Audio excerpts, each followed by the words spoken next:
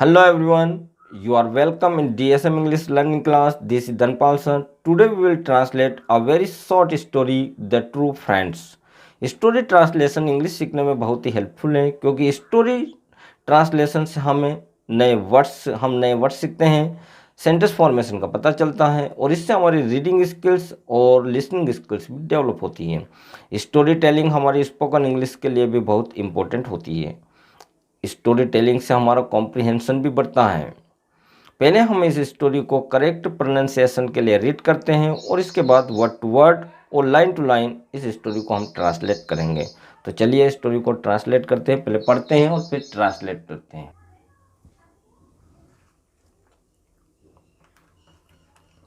ये हमारा स्टोरी है। पहले हम इसे करेक्ट प्रोनाउंसिएशन के लिए रीड करते हैं। The true friends. 4 good friends lived in a jungle: a deer, a mouse, a crow, and a tortoise. They met beside a lake. One day the deer did not come, so the crow circled the trees and found the deer was trapped in a net. He flew back with the mouse, which nibbled at the net, setting the deer free.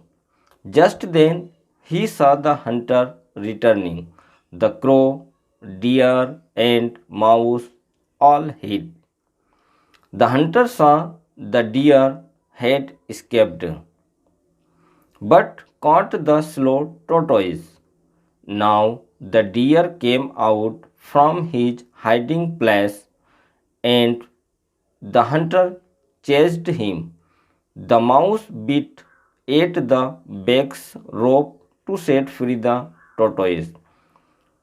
The hunter returned and found that the tortoise had also escaped. The friends were happily together again.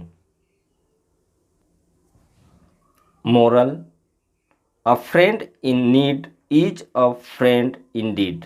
Moral: a friend in need is a friend indeed. चलिए translate करते हैं। The true friends, सच्चे दोस्त, सच्चे मित्र। 4 good friends lived in अ जंगल, यानी कि 4 अच्छे दोस्त एक जंगल में रहते थे।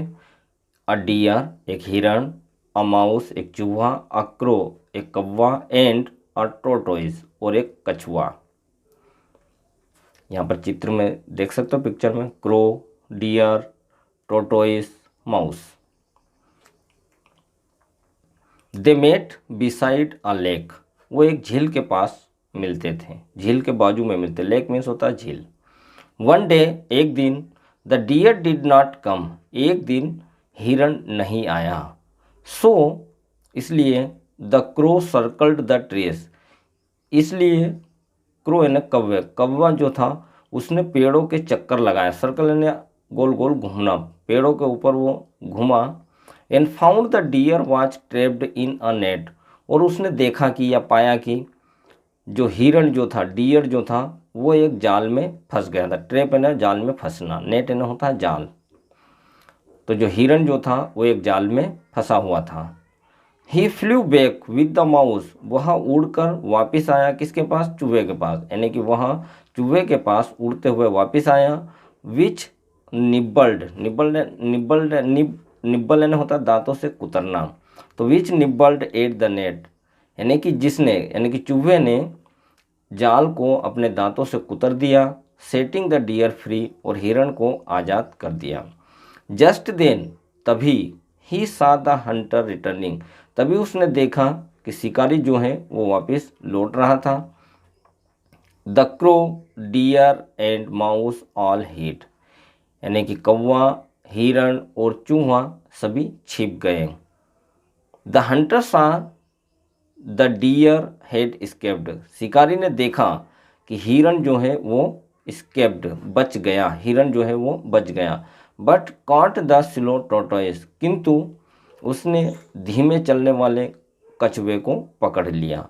Now the deer came out from his hiding place, यानी कि अब हिरन जो था वो अपने छुपे हुए स्थान से, छुपी हुई जगह से बाहर निकला। केम आउट यानी बाहर आना।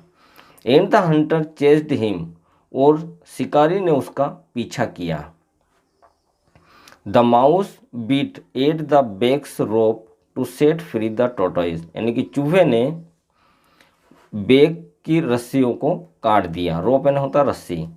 To set free the tortoise यानी कि कछुए को आज़ाद या मुक्त करने के लिए, यानी कि चूहे ने कछुए को आज़ाद, सेट फ्री यानी कि मुक्त या आज़ाद करने के लिए, छुड़ाने के लिए बेग जो था, झोला जो था, उसकी रस्सी को उसने बीट यानी कि काट दिया।